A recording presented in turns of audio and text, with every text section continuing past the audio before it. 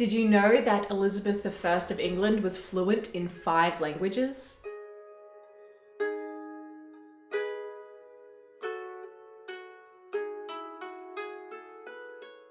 Hello and welcome to World History Encyclopedia. My name is Kelly and today's video is all about the monarch who ruled England for 44 years and whose reign is still regarded as a golden age for England, Queen Elizabeth I.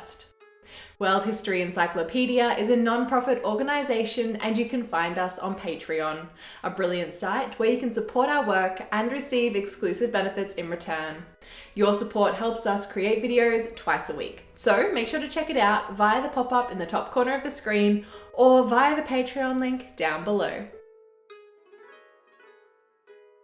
Elizabeth was born on September 7th, 1533 to King Henry VIII and his second wife Anne Boleyn at Greenwich Palace. Despite being the daughter of the king, after her mother was imprisoned and executed, Henry VIII annulled his marriage and Elizabeth was declared illegitimate. And after marrying his third wife, Jane Seymour, Henry finally got his son and heir, Edward, who would become King Edward VI of England. When Henry married his sixth and final wife, Catherine Parr, Elizabeth's stepmother made sure her adopted children were all well educated, which meant Elizabeth would learn French, Italian, Latin, and Greek, as well as studying history, theology, music, moral philosophy, and rhetoric, with this final skill becoming of particular use when she ascended the throne. While her brother Edward was king, Elizabeth spent her time at Hatfield in Hertfordshire, keeping a low profile, and when he died in July 1553 with no heir at the age of 16, Elizabeth's half-sister Mary took the throne. Mary I of England was the daughter of Henry and his first wife, Catherine of Aragon. But unlike Henry and Edward, who had embraced the Protestant Reformation and founded, then championed, the Church of England, Mary was a devout Catholic. Her reign is best known for her harsh policies persecuting Protestants, which led to her nickname, Bloody Mary. And as if she wasn't already quite unpopular with some of her people, she then decided to marry Philip of Spain, son of King Charles V of Spain. Mary became Queen of Spain in 1556, and since Spain was a great enemy of England, many were concerned that English wealth would be used to fund Spanish endeavours. With both her political and religious decisions causing discontent, it's not all that surprising that a few rebellions broke out, namely the White Rebellion of January 1554. The rebels wanted Elizabeth on the throne, and although the rebellion was crushed, the fact that it got as far as it did shows how Elizabeth represented a new rising nationalism in England. Mary thought Elizabeth had something to do with the rebellion and had her detained in the Tower of London for 2 months until she was placed under house arrest. Did you know that only a small fraction of viewers are subscribers? Be sure to hit that subscribe button so you don't miss out on any of our new videos and to help us create more great history content. The half-sisters reconciled, but in 1558 Mary died of cancer, and since she also had no heir, the throne went to Elizabeth. At just 25, Elizabeth became Queen of England in a magnificent coronation ceremony in Westminster Abbey on January 15th, 1559. When Elizabeth inherited the throne, England was surrounded by enemies, and it was overall pretty fragile. They had lost their land in France, and they were nearing bankruptcy. Politics was dominated by men, and Elizabeth was expected to marry as soon as possible and produce a male heir. Elizabeth routinely disappointed this expectation and most others regarding the traditional role of women. During the first few years of her reign, she made sure to surround herself with capable advisors, including William Cecil, Lord Burleigh, who was her personal secretary, and Francis Walsingham, who was her Secretary of State, with a highly invaluable network of spies throughout Europe. Robert Dudley, who would become the Earl of Leicester, was a favourite of Elizabeth, and he remained at her side for most of her reign. It was believed that perhaps their relationship went beyond the professional, and after Dudley's wife was found at the bottom of a flight of stairs with a broken neck, rumours spread that he pushed her. This scandal would have put an end to any prospect of him becoming the Queen's consort. Not to mention, he was also of low birth, and so a formal relationship between him and the Queen would have been inappropriate, to say the least. Elizabeth clearly favoured him, however, while at the same time recognising how to comport herself publicly as Queen. Despite having to behave in accordance with the stipulations of a man's world, Elizabeth was fiercely independent, and she was not interested in being pushed around by her advisors or ministers. Elizabeth seemed to rule with different priorities than her predecessors, as she didn't expend resources in trying to gain territory in France or Scotland, nor did she seem to care about securing an heir to the Tudor dynasty, and she was very careful with the royal treasury and avoided overspending. Although her advisors thought it necessary for Elizabeth to marry and produce an heir as quickly as possible, Elizabeth clearly had other ideas and was determined to remain single. She made it very clear that she was married to her country and toured her kingdom more frequently than any other monarch had. Her reluctance to marry could have been due to the shenanigans of her father and all 6 of his wives, and perhaps also maybe Mary's disastrous marriage to Philip. I'm sure it didn't help that upon his wife's death, Philip then offered to marry Elizabeth. Elizabeth rejected him, as well as a prince of France and 2 Habsburg's archdukes, among others. Due to her resistance to marriage, Elizabeth became known as the Virgin Queen, and was also seen by some as an embodiment of the Virgin Mary.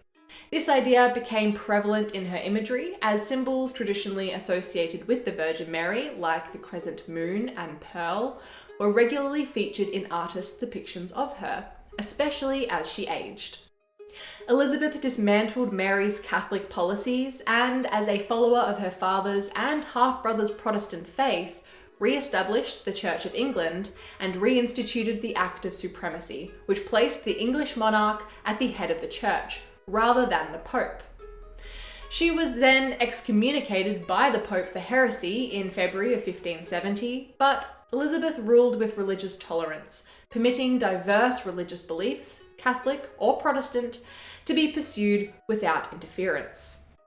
She tried to impose Protestantism in Catholic Ireland, but was met with resistance and rebellions. And she also supported the Protestants overseas, in France and Netherlands, financially, and with military aid in their struggles with Catholic factions.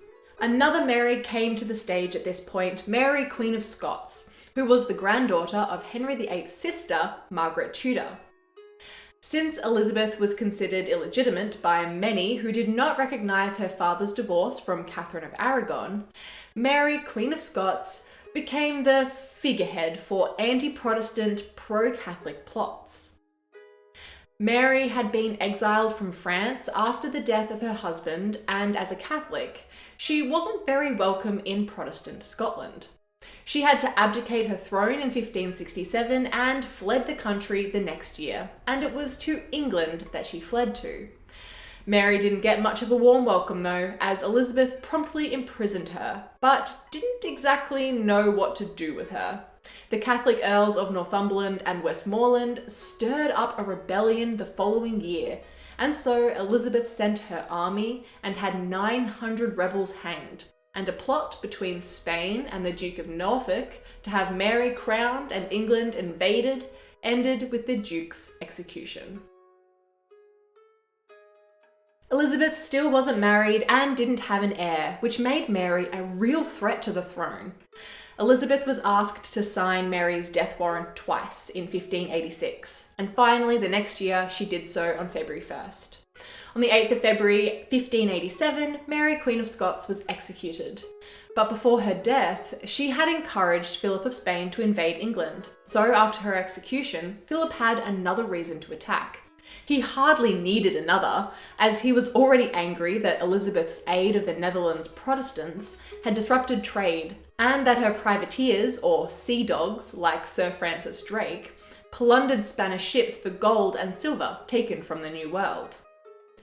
After Drake attacked Cadiz in 1587, Philip prepared for war with a massive fleet, now referred to as the Spanish Armada.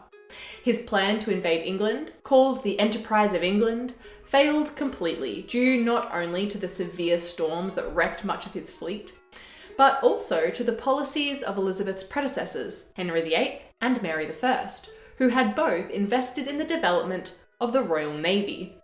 After the failed invasion, Philip had to sail back to Spain around Scotland, where half of the Armada was destroyed in storms. The Enterprise of England resulted in casualties between 11,000 and 15,000 for the Spanish and around 100 for the English. During the Elizabethan period, the arts absolutely boomed, with the first playhouse, known simply as the Theatre, being built and founded by James Burbage. It was during the reign of Elizabeth that men like William Shakespeare and Christopher Marlowe wrote their famous plays and had them performed in London. Shakespeare's plays, particularly his histories, appealed to the time, as those featuring pre-Tudor rulers, such as Richard III, depicted them more sinister and self-seeking than the actual historical figures. Early Tudor figures in Shakespeare's plays, on the other hand, are seen as heroic, as in Henry V, and his plays contributed to the growing nationalism. Elizabeth frequented the theatre and was an active patron of artists and playwrights.